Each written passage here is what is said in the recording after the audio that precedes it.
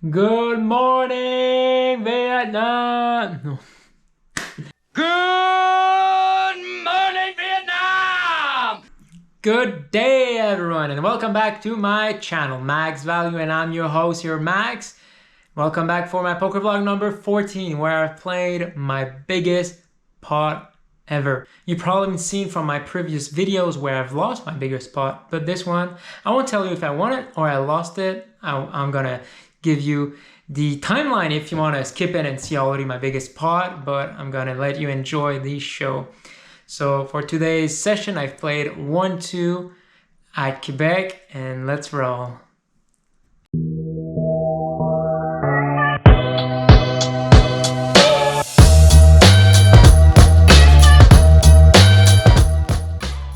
Our first hand was Jack 10 offsuit in the straddle position. There was 3 limpers, and now to me there's some reasons to raise here, but with Jack 10 I just decided to check and see a flop, which was 5 heart to a diamond and a jack of club. Now the big blind decided to put $5.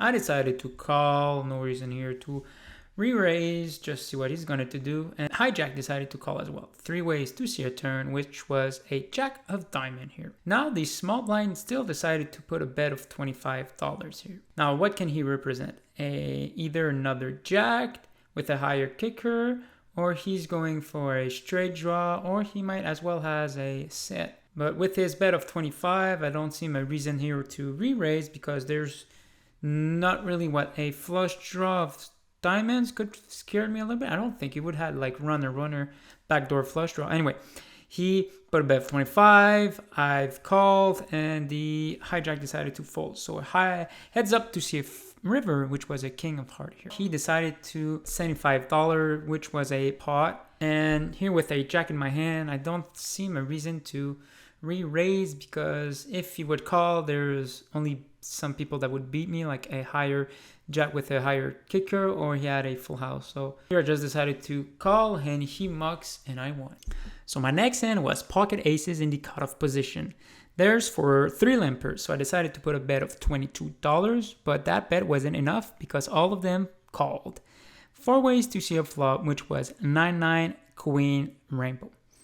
Now everyone decided to check, and I wanted some information, see anyone have a 9, anyone have a queen, anyone having a straight draw. So I decided to put a bet of $25, and the small blind decided to min raise me, and the middle position decided to call his bet. So here only $25 in min raise. I thought it was a bit weak, but at the same time strong.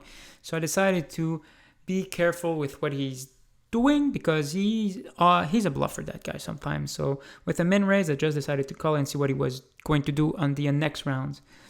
So 3 ways to see a turn, which was a 5 of heart here. The small blind decided to put a bet of $42. Now this seems strange to me, because why would he lower his previous bet, since there's 2 caller behind him, and if he had a 9, normally you want some extra value, not like slow down, because you don't want the other people like to catch either a straight or either like 2 pair, like either his other queen, or if he had a pocket. Anyway, so I thought $42, like lower his bet, was really read to me. So the middle position decided to fall, and I decided to make the call. Heads up to see a river, which was a king of heart. He leads again, $68. Now I was thinking a little bit, because this small bet seems like so milky, and there's a possibility that he tried to get a 9 value from his 9. But at the same time, it seemed like super low, 68 into like a pot of like around $400. I decided to make the call, and he showed queen and king offsuit. So I could have made some more money, but at the same time, I tried to play it carefully and see what he was about to do, and have some information for other plays afterwards. My next hand was pocket K. It seems that I only play premiums, and my marginal hand sucks. But yes, it does. Anyway, there's 2 limpers, so I decided to pump it up at $20. I'm in the middle position. The hijack decided to put a bet re-raise me for $62. The big blind decided to call. So here, seeing that he tried to bluff a lot, so I decided to just go all in with all these stacks of $550, and he makes the call for $300, and the big blind decided to call for $72. And here goes the flop, which was clean. Here comes the river at the turn, super clean. And here's the river, which was clean again. So I dodged. My next hand, it was A6, and it's again donation nation value town. Because here how it goes. There's 3 limpers. So I'm in the bottom position, decided to put a bet of $15. Small blind calls. And the other gun decided to min raise. So that... 4 times, maybe? I gotta pump those numbers up. Those are rookie numbers in this racket. It's super weak when you decide to just min raise. And when someone min raise, they normally have like higher pockets, trying to go like, I'm gonna limp and raise, so some aggressivity. But that's not aggressive, because once you want to raise in pre-flop, you got to raise higher, not just min raise, because everyone's gonna call anyway. And that's what happened. I decided to call, small blind decided to call. So 3 ways to see a flop, which was Jack, 7, 9, all clubs. So that was marvelous. Damn! I hit the flush already on the flop. And what's better, it's the small blind decided to lead for $50. The original raiser of only $30 min raise in the pre-flop decided to call. So here, we want to play sneaky. There's no reason to re-raise because I have so much strength. Just decided to call since I'm in the position. 3 ways to see a turn, which was a 10 of spade. Small blind decided to go check. And the other gun decided to put a bet of $75. Now, I'm pretty sure he had a higher pair. So either queens, kings, and maybe some ace. But I'd be like aces. And maybe ace king of club with an ace irrelevant. But here, since I want to probably go all in on the river and just want to milk him and not scare him off, I decided to call, and the small blind called as well. The river was a 2 of spade here. Now small blind decided to check, and the other gun +1 decided to go all in. So here it's a pretty safe board because I have the nuts. But my thoughts was how could I milk the other player, the small blind, all his money as well? And I'm thinking about it, and I want your honest opinion. Would you call or would you go all in? I decided to go all in, to go like for the Maggie's value and try to get everything, but I don't think it's have some merits because apparently he fold a queen high flush. So would you think that if I would have only called, would he probably make the call saying that I have a bit weakness and I probably had some more value, or no, go for the all-in situation? So anyway, the villains, the other gun, decided to show his king. So I was right with his had a higher flush, a higher pair. And what's his first mistake? It was that he didn't on the pre-flop, didn't raise enough. If he would have had, then I probably wouldn't be even in this hand. My next hand was king jack of diamond in the big blind position. Undergun decided to put a bet for $12. Hijack call, cutoff call. And I decided to call. There's no reason to show some higher aggressivity because no one normally raise. So there's probably merits to do a 3-bet, but I didn't felt like it and just play multi-ways. With 4 ways to see a flop, which was jack of club, 9 of spade, and the ace of heart. Now here decided to check. There's no reason to bet, and everyone else decided to check as well. The turn was a jack of heart here. Now since I have 2 jacks, I beat aces. So I decided to put a bet $15, and only the cutoff position decided to call. Heads up to see a river, which was a king of heart here. This card helped everyone. Basically, all flushes are there, all straights are there. Full houses could also be there, and since I have blockers like jack kings, the only thing that could beat me would be a set of kings or a set of aces, but I don't think someone would have played at that, and it would have shown if they at least had an ace of aces or a set of kings.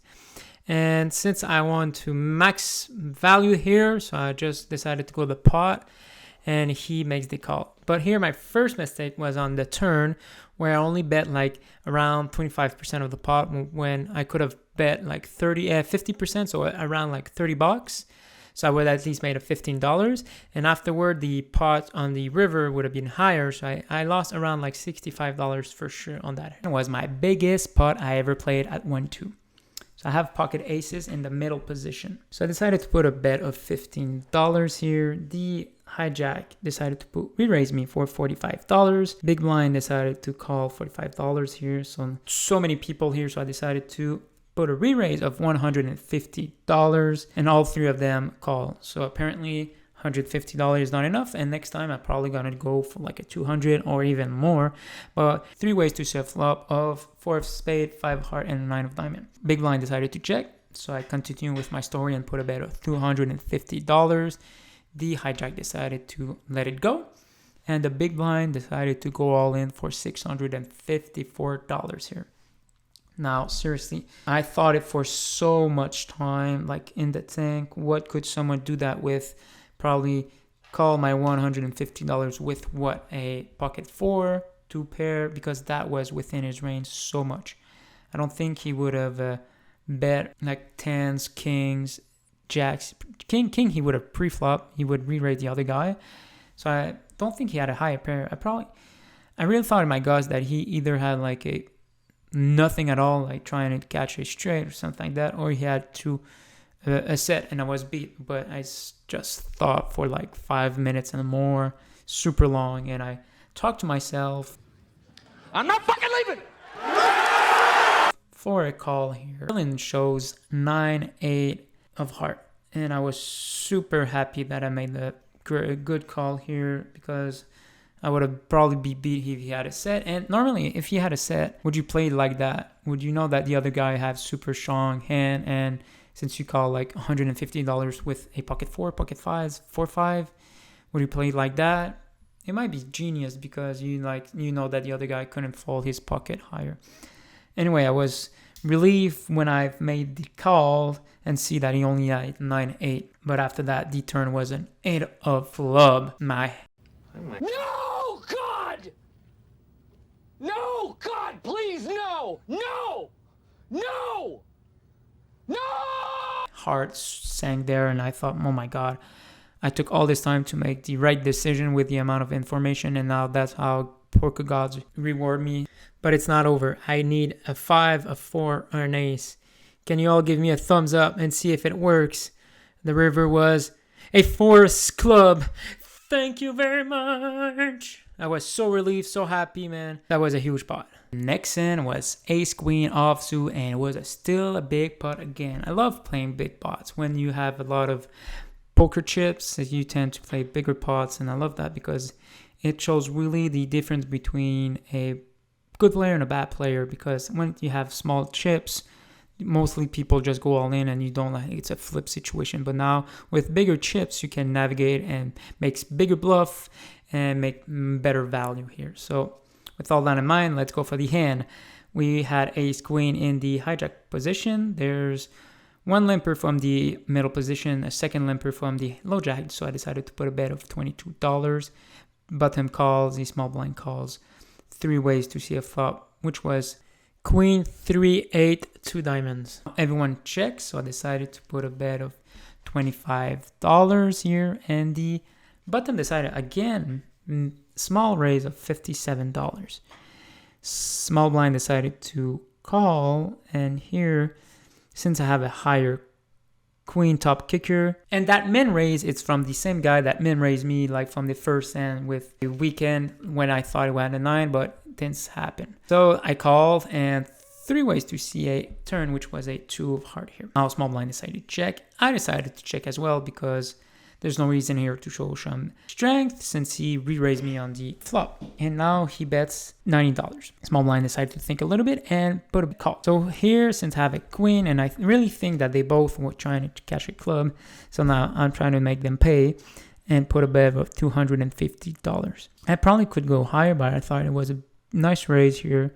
Could probably go 300, but button decided to call, and the small blind decided to go all in because he didn't have much. So that's one of the reasons why I tried to put a re-raise here, a check raise, because I thought he was trying to catch. And if I would have wait on the river, he probably would have let it go. So if you want to make all your money, probably turn was a best bet for me. Multi ways to see a river, but only 2 players remaining, and it was a 2 of spade here. And I thought that this 2 of spade it's a blank. How could they have another 2 in their hand? Would they really had a full house here? I don't really think they could have, because they would probably re-raise my raise. So I decided to just put a bet here of $300 to like just target every other queen, every other 8s. Anyway, he decided to fold, and the other guy showed king 10 of clubs. So he was trying to catch a clip. So as you can see, that was a good session. I was in for 600 and out for $2,250. So that's a profit around $1,600. So that's pretty good for a 1-2 game. Talking about my biggest pot, I was super nervous, but yeah, anxious and like make the call. And even though when I figured out I had the 8 on the turn where I was supposed to lose, I just accepted my faith, and I knew what the risks were, and I choose to take them with so little information. And so I made the right decision at the end, but I be result oriented, and that no matter what happened at the end, if I make the right choice with the few information I have, then I must be happy with what I did. But I won't lie that I was super nervous, but at the end, I'm super happy that I won it. And I'm gonna see you on next video. Bye everyone.